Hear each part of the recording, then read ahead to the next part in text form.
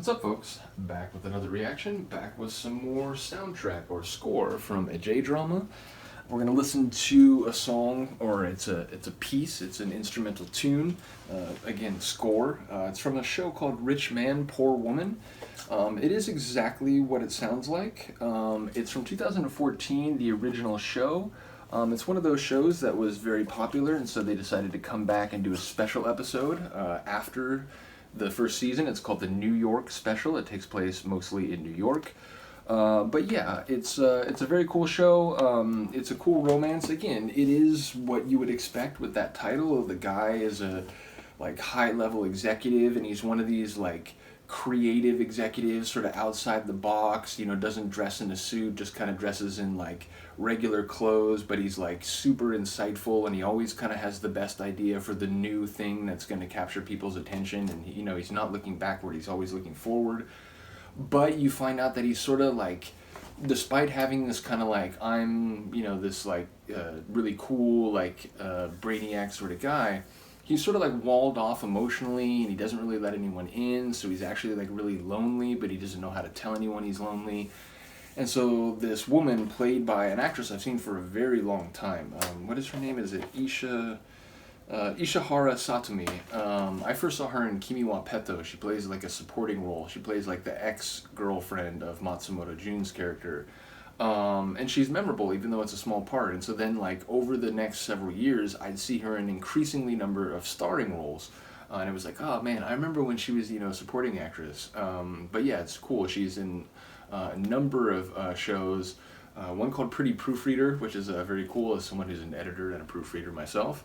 But yeah, this was, as I said, the original show is 2014. I believe the special episode is 2015. But yeah, it's all the twists and turns that go along, because the woman, she's from a sort of poor background, and she's always trying to improve her situation and get a better job, but no one's ever hiring, even though she's more qualified than other applicants and so on. And so she ends up working at this company, and at first she meets the bigwig guy. And it's a bit they don't quite get on, but then eventually she sees that he's not a bad guy, and so on. So eventually, the romance starts, but there's some twists and turns. There's a betrayal near the end, not by either of them, but by I think it's the vice president of the company, who you think is super friendly and cool the whole time, and then he sort of comes out of nowhere to try to mess things up. So yeah, it's one of those typical kind of lots of angst, lots of melodrama, sort of romance stories. But again, the music is really good. There's a number of score pieces that are fantastic, including one that's not on the soundtrack, and it's maybe my favorite piece of score in the film, in the show, which is unfortunate that they don't have that on the soundtrack. I'm not sure how that worked out. The theme song is done by a singer named Miwa. She does, I think, a couple songs in the show, but the rest of the soundtrack, including the score pieces, which is what we're going to hear here, are by Hayashi Yuki. So yeah, we're going to listen to a tune called Up, just UP, and it it's an instrumental piece. It's piano and acoustic guitar. And I remember when I heard it, because it's a tune that they play when they're starting to kind of find a romantic and emotional connection and be genuinely interested in each other, and they're starting to go on dates and so on. And I remember thinking when I was watching the show that man, talk about a tune that perfectly hits that feeling of I'm really excited to go out with this person, and we literally don't have to do anything. We could just walk around a park for half an hour, and you'd be perfectly satisfied, or longer than that even. So yeah, it's a song that really, or not a song, again, it's a piece that just perfectly captures that exciting infatuation that you feel when you're getting on with someone, and you feel there might be a possibility that this could turn into something. So without further ado, let's get to it. This is from the Rich Man, Poor Woman soundtrack from 2014 by Hayashi Yuki, and it's called Up.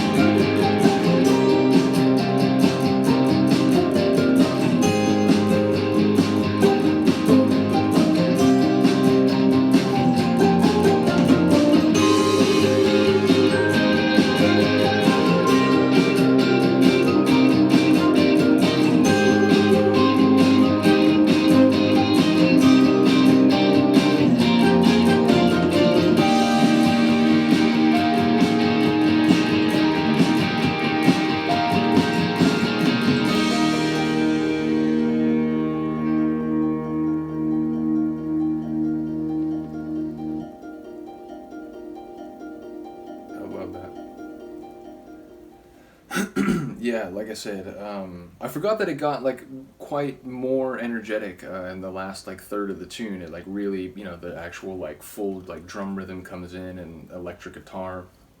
I was thinking about it more as like that opening minute, that sort of like very simple and light and floaty and sort of like acoustic feeling.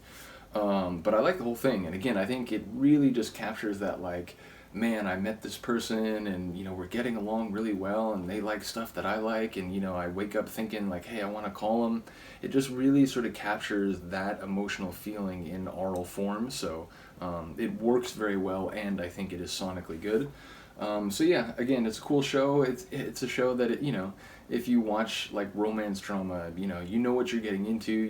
There's going to be some like sad moments. There's going to be some moments where there's a misunderstanding that just screws everything up for like multiple episodes. But yeah, I think it has a cool ending. Actually, I will say this. It's one of those shows where like, if you go through a lot, again, like whether it's a romance story or whatever, if you go through a lot of back and forth and angst and drama, whatever, but it does end in a good place. And I'm cool with shows that end in a like dark place or whatever. I can deal with different kinds of endings. But if you're gonna end the show like, hey, it actually turns out happy, and like, the people that you wanted to be together, they are together in the end, or something like that.